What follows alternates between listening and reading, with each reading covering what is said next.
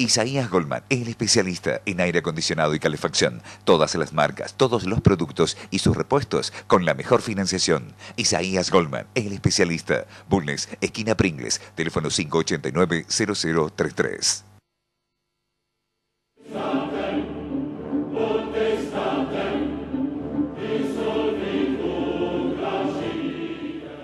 Bienvenidos a nuestro programa Palabra de Honor, en una fecha muy próxima al día en que conmemoramos la muerte del general San Martín. Este programa, que sale por Canal C, habla de política, economía y temas de la actualidad, en donde yo no pretendo que aceptes mi opinión, sino que pienses antes de aceptar. Solo Homo sapiens, cuando la razón se ejerce en absoluta libertad. Para hablar de la justicia en la entrevista, lo hemos invitado al doctor Domingo Antonio Viale. Querido Domingo, muchas gracias por haber venido y bienvenido al programa. Muchas gracias. Domingo es doctor en Derecho, es decir, a los abogados se les dice doctor. Domingo es doctor en Derecho. Ha sido presidente 2 veces del Colegio de Abogados de Córdoba. Es profesor en las 2 universidades. Hace 50 años ya, Domingo. Sí, cumplí el año pasado. Y bueno, y una serie de cargos ha tenido que no los puedo decir porque se nos ve el programa en hecho. Primera pregunta, doctor Viale. ¿Qué es la justicia? La justicia, en el sentido que vos me lo preguntas, es uno de los 3 poderes del Estado. La división tripartita de poderes del Estado, que fue creada por Montesquieu, logró un cierto equilibrio en el poder público. Y ese equilibrio hay que preservarlo y fomentarlo. Este gobierno que pasó, el anterior, había perdido el rumbo y avasallaba el poder, y todo el poder quería tenerlo en manos del Poder Ejecutivo, lo cual es una anomalía, es muy malo eso. Bueno, por suerte se está reordenando este tema. Bueno, el Poder Judicial, que es uno de esos 3 poderes, forma parte de la cultura de un pueblo, de la cultura cívica de un pueblo. Y te voy a dar un ejemplo. En la Argentina, en el año 30, el golpe que volteó Irigoyen el 6 de septiembre, tenía tanto respeto la ciudadanía argentina por el Poder Judicial que la Corte Suprema no fue tocada. Arrasaron con el gobierno, pero no con la Corte. Pero la Corte convalidó la revolución. La convalidó en un fallo que, bueno, fue objeto de una serie de análisis. Pero ya en el 43, ese golpe del 30 fue fascista. En el 43 el golpe fue nazi-fascista. No eran fascistas ni nazis los 3 generales, pero había 2 que lo eran. Y ese golpe fue el que dio lugar al nacimiento de Perón como el candidato del ejército para la presidencia de la República, lo que después fue. Bueno, sigamos con las preguntas. Y entonces, y Perón, como la Corte que venía del 30 no le gustaba, hizo un juicio amañado y echó a todos los miembros de la Corte menos a uno. Y ahí empieza uno de los grandes problemas de la Argentina, la inestabilidad de la Corte. Todos los presidentes que vinieron después, en mayor o menor medida, quisieron tener una Corte a medida, y eso es malo. Bien, Domingo, ¿quién nombra a los jueces y cómo se nombran los jueces? Te lo pregunto por aquello de la independencia del Poder Ejecutivo, ¿cierto? Sí, lo de la independencia es una expresión de anhelos, a veces lograda más, a veces lograda menos. Hay momentos de nuestra historia donde prácticamente no ha habido tal independencia, sino una clara dependencia. Depende del momento histórico político. ¿Cómo se nombran los jueces? En la provincia de Córdoba, que es lo que más nos interesa. Por la Constitución los nombra, los designa el gobernador mediante una terna que envía al Senado, o en este caso a la unicameral, y si la unicameral le da el visto bueno, esos magistrados del Tribunal Superior de Justicia son elegidos de esa manera, los del Tribunal Superior de Justicia. Los jueces inferiores, cuando digo jueces me refiero a camaristas también, son designados previa una selección que hace el Consejo de la Magistratura.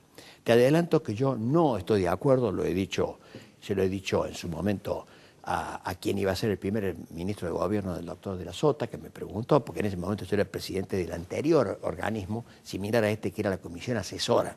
Son dos sistemas distintos. Le dije, no comparto el sistema del Consejo de la Magistratura, que es mediante puntaje, por una serie de objeciones técnicas que no hace falta insistir. La Comisión Asesora tenía un sistema más franco, más claro. La Comisión Asesora, que era el sistema anterior, era una comisión encargada de decir quiénes eran las personas aptas para ser propuestas por el gobernador en determinado cargo.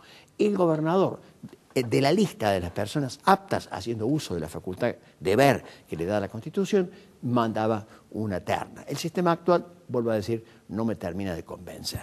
Entonces la pregunta es, ¿quién nombra al Consejo de la Magistratura? El Consejo de la Magistratura lo nombra el Poder Ejecutivo Provincial, dándole intervención a distintos sectores. Uno de los grandes errores en los que se incurre en este nombramiento, así como en la comisión anterior, es procurar darle preeminencia al Poder Ejecutivo. Quiere decir entonces que si el Poder Ejecutivo tiene mayoría Claro. en las cámaras, por ejemplo, Sí. y nombra a este consejo Y prácticamente y pone direcciona- gente de él, maneja los dos poderes. Direcciona todo. Quiere decir que todo este sistema funciona si la gente es buena Claro. y si no, no funciona. Exactamente. ¿No Por es una eso- aberración Sí, eso? es una aberración. Yo creo que debería entonces procurarse siempre, en el Consejo Nacional de la Magistratura se da exactamente el mismo problema.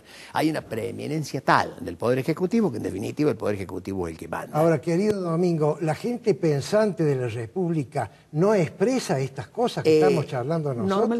Normalmente las reformas constitucionales, lamento decirte lo que te voy a decir, las reformas constitucionales tanto en la nación como en la provincia son producto más del interés por la reelección, ya sea del gobernador o del presidente, para lograr esa cláusula, que para mejorar la situación constitucional de la provincia. En Córdoba hay una que yo haría excepción, que era constituyente del 23, famosa convención constituyente. ¿Quién era gobernador?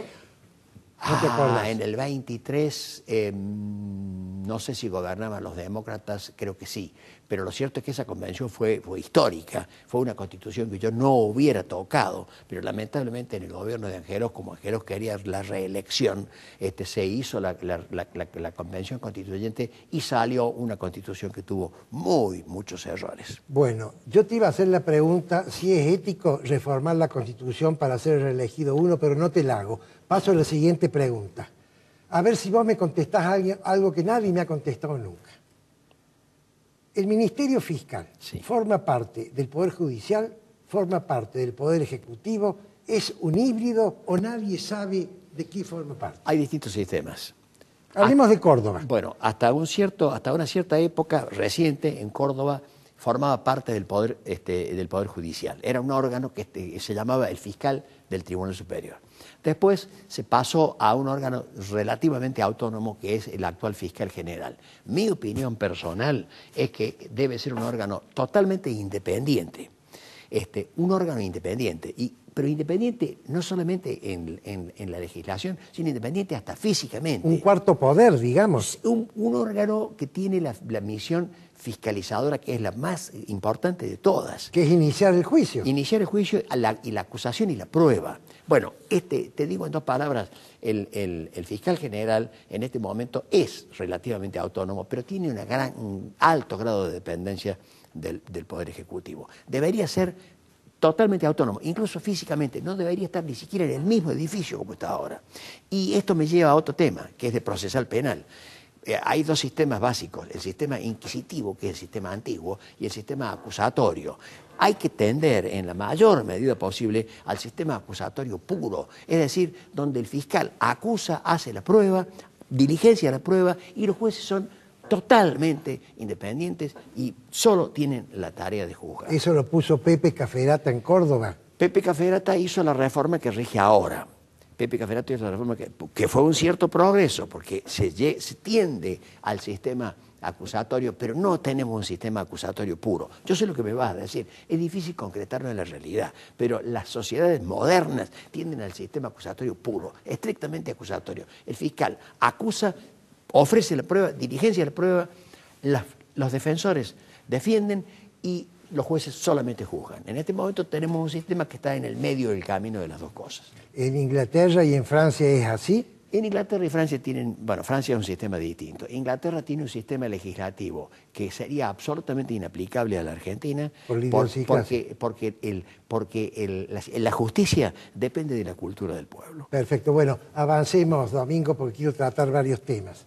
¿Qué pasa con los abogados de Córdoba? ¿Están a la altura de la justicia o se ha perdido la calidad profesional que hubo en otras épocas? Mira, no sé si te puedo hacer esta pregunta. No, está perfecto, te la puedo contestar con total franqueza. Lamento tener que contestarte con franqueza esto. Los abogados tienen una misión mucho más importante de lo que la gente cree.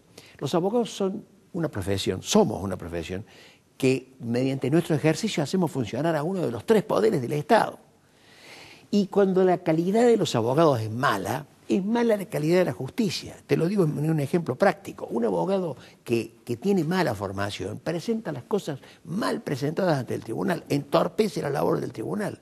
Y dice un dicho forense que de acuerdo al foro, o sea, los abogados, es la calidad de la justicia. Ahora, ¿cómo puede haber malos abogados en Córdoba con el nivel de las universidades? Bueno, el problema viene de lejos. El problema viene de la degradación que ha sufrido la universidad pública primero y luego el sistema de universidades privadas que, según mi modesto entender, no tiene el suficiente control y exigencia del Estado. En una palabra, en la Argentina el título de abogado está totalmente devaluado.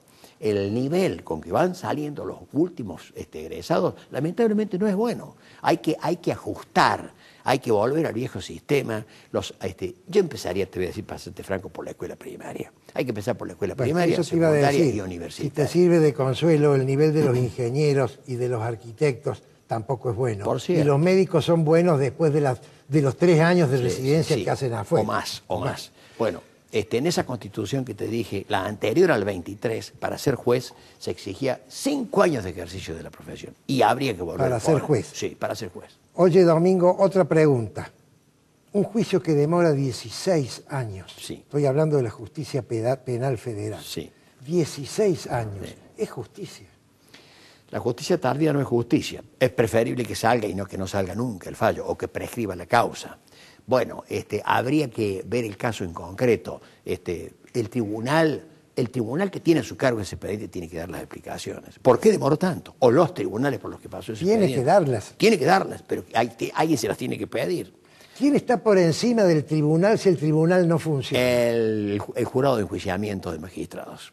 Y que ¿Vos has sido presidente? No. Yo he sido presidente de la comisión asesora para designar magistrados. Bien. No. El jury de enjuiciamiento. Ah, el jury, perdón. El jury que lo hace el legislativo. Sí, pero con preeminencia del Ejecutivo. Volvemos al mismo tema que te decía recién. ¿Qué pasa si el legislativo está dominado por un ejecutivo que está acusado por un fiscal que no acusa? Por supuesto, en la provincia de Córdoba te voy a decir, ningún magistrado va a juicio político si el señor gobernador no dice a este señor, mándenlo a juicio político. En una palabra, depende de la política. O sea, como vos habrás advertido, casi todo lo que hemos hablado depende de que haya voluntad política de mejorar y de cambiar. Ahora, ¿eso de dónde proviene? De los políticos. ¿De los políticos dónde salen? De la sociedad. La sociedad es la que tiene que elevar su nivel cultural para exigirle a los políticos que hagan ciertas cosas. Yo creo que lo que ha ocurrido ayer en la República es un primer paso hacia una tendencia a la normalización. El pueblo argentino ayer le dijo, a mí la propaganda no me importa, yo voy a votar con mi propio razonamiento. Yo creo que hay un quiebre desde ayer en el cual es la sociedad la que debe exigirle a los políticos, haga tal cosa. Y así podemos algún día volver a restablecer el prestigio que tuvo en nuestro país la justicia. Última pregunta, Domingo, sí. Y te agradezco tu presencia y tu interesante explicación. El nivel de corrupción de la República Argentina ha sido altísimo. Descomunal.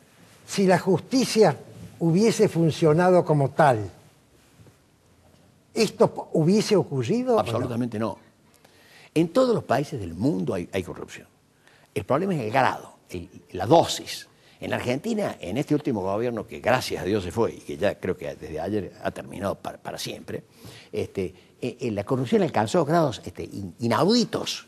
Y es porque, como se dice en la jerga, Hay jueces tiempistas, estamos hablando de los jueces de Buenos Aires, ¿no? Tiempistas, hacen tiempo. Si el señor está en el apogeo de su poder, no lo voy a tocar. El día que empieza a caer, ahí le pido la orden de captura y le sigo el proceso. Una cosa absolutamente irregular. No debería pasar eso. ¿Cuánto gana un juez federal penal? 250 debe andar mil en pesos. 200 y pico más, libre de gastos e impuestos. ¿Vos creés que con la rapidez de fallo que tiene un juez federal en una empresa privada duraría un mes? No duraría un mes, y te digo una cosa, hay una salida para esto, no para la justicia penal, pero sí para la justicia civil. El tribunal arbitral, los tribunales arbitrales en materia civil son mucho más baratos y mucho más rápidos que la justicia. Ahora, para el penal no hay más remedio que sea. No hay más remedio. No. Doctor Domingo Viale, doctor en Derecho Domingo Viale, abogado del Foro Local, te agradezco mucho tu visita, se nos ha acabado el tiempo. Quedará el tema de arbitraje para una nueva invitación. Muchas gracias.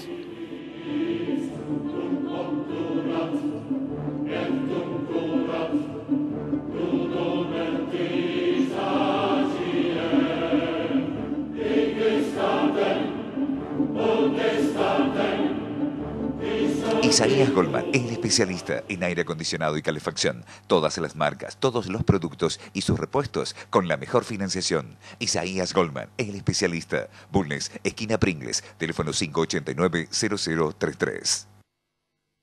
Centro Tomografía Computada Córdoba Sociedad Anónima. Instituto Ulton, líder en diagnóstico por imágenes. Primer instituto de cirugía ambulatoria mínimamente invasiva del interior del país. Avenida Vélez Arfiel 562, Córdoba, Argentina. Teléfono 0351-426-7700.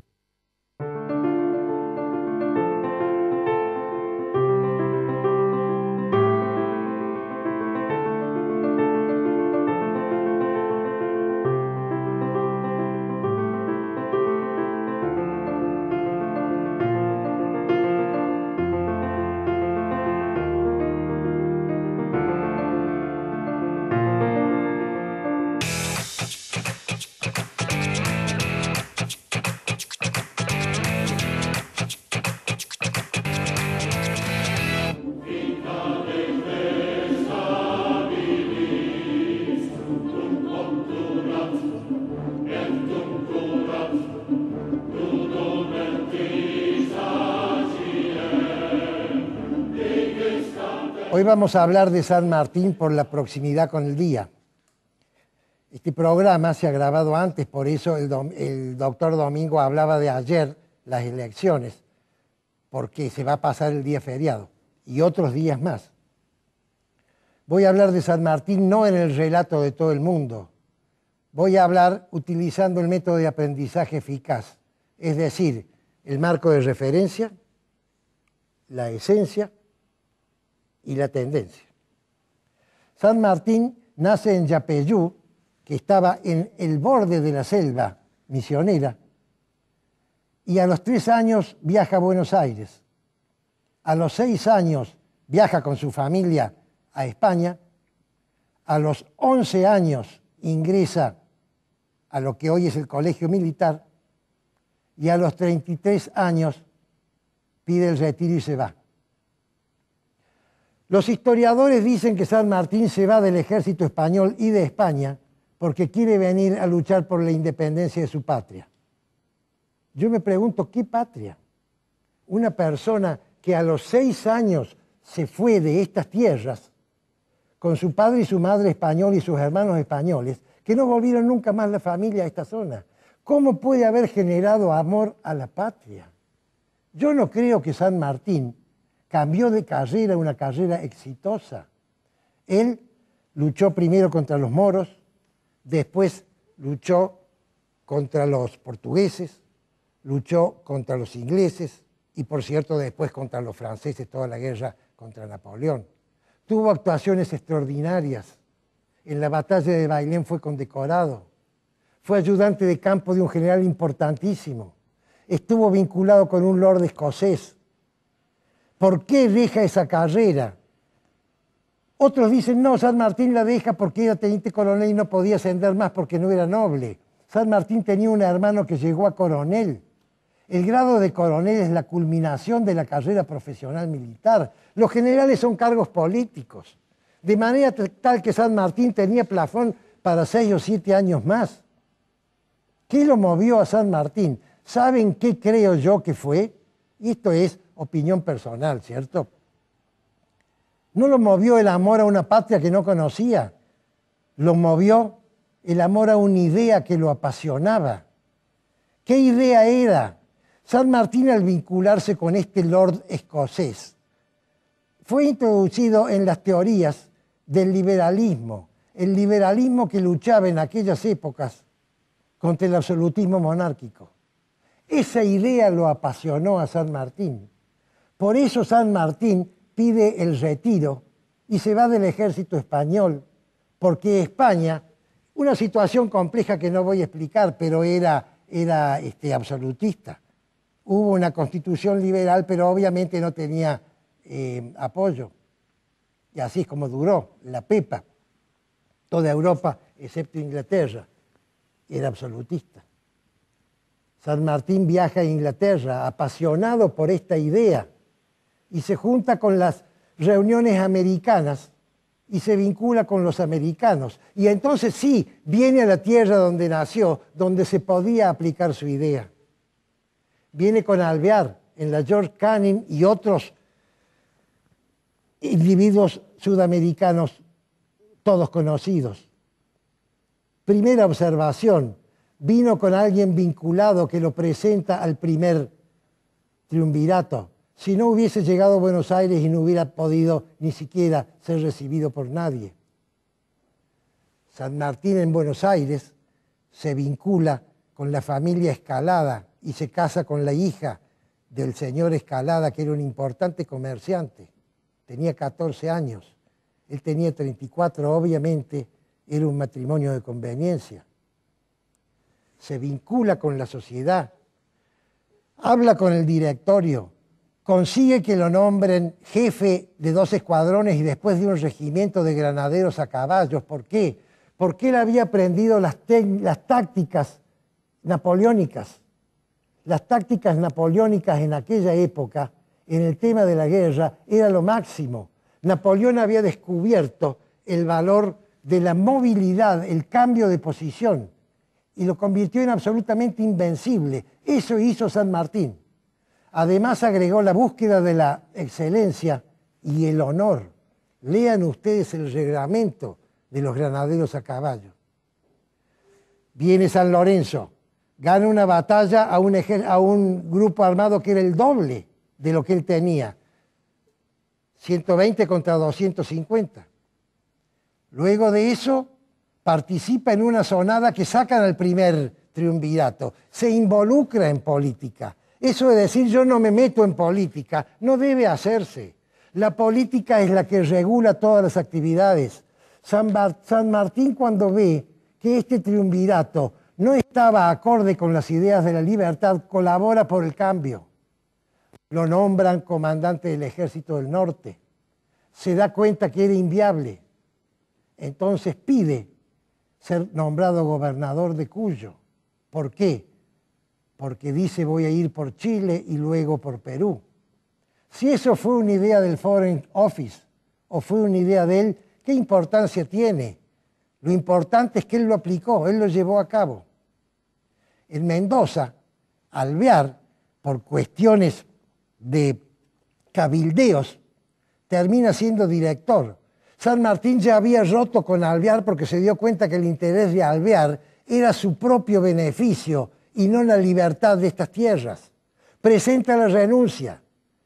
El Cabildo Abierto de Buenos Aires lo reconfirma en el cargo de gobernador.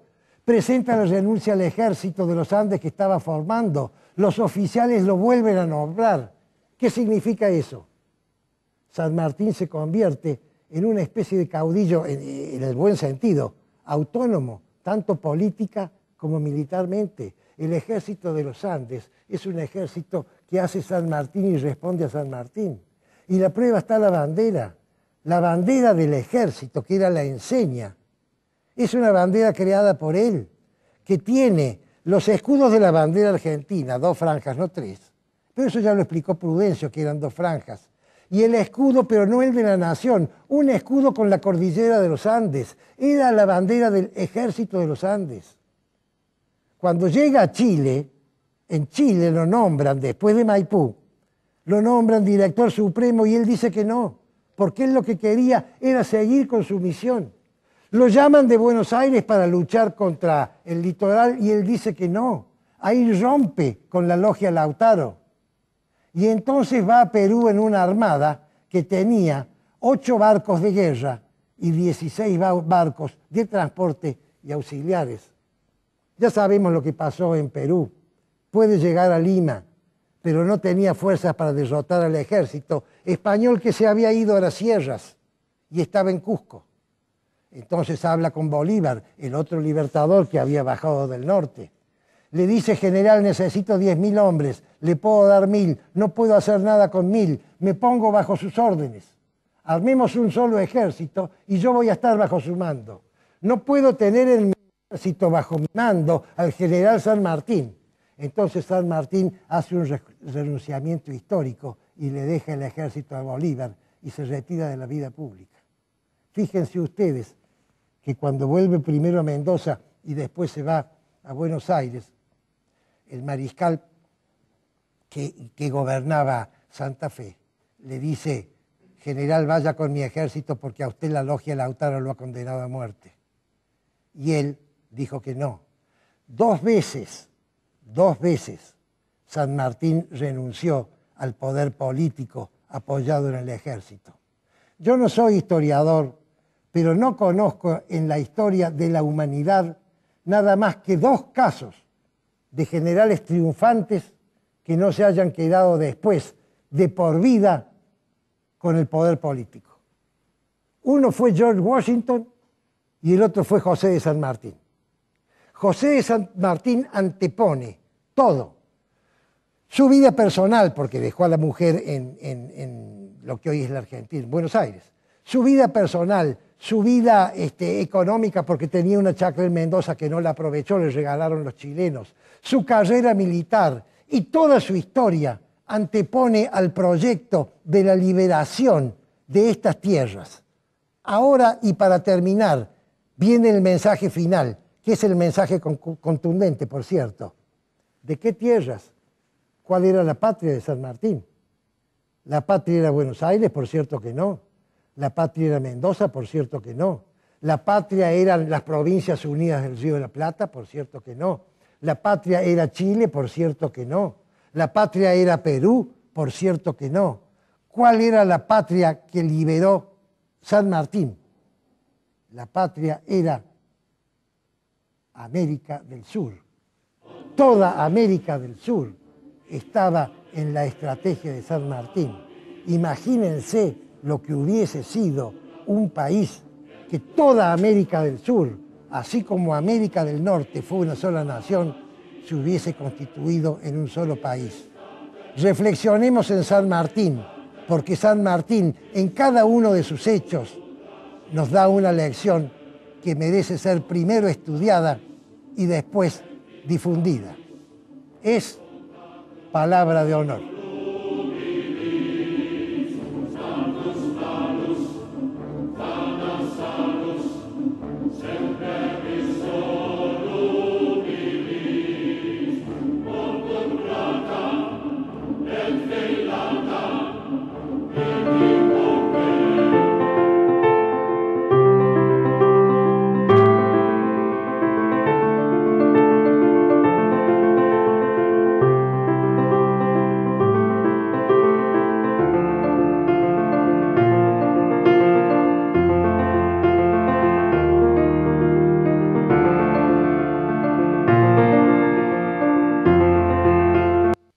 Isaías Goldman, el especialista en aire acondicionado y calefacción. Todas las marcas, todos los productos y sus repuestos con la mejor financiación. Isaías Goldman, el especialista. Bulnes, esquina Pringles, teléfono 589-0033.